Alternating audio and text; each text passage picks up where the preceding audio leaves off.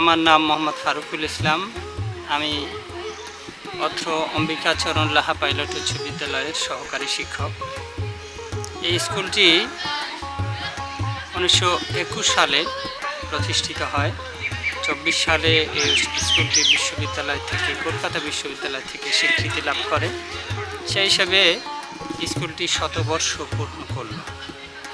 আসলে বিদ্যালয়টি প্রতিষ্ঠা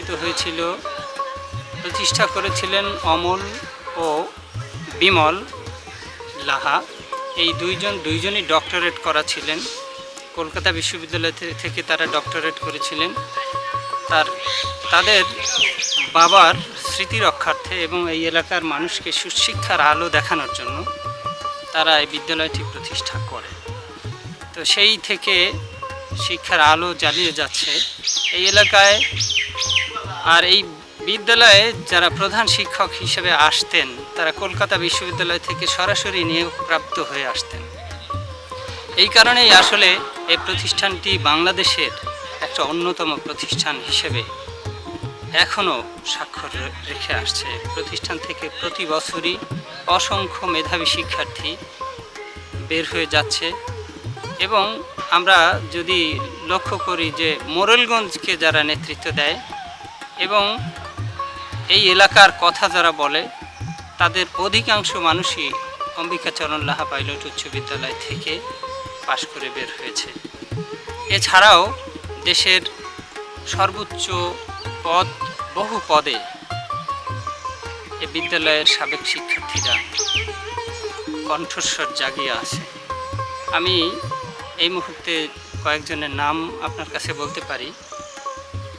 প্রথমে আমি যার নাম বলবো সে হলো বিচারপতি আশিস রঞ্জন দাস। উনি এই স্কুলের সাবেক ছাত্র ছিলেন।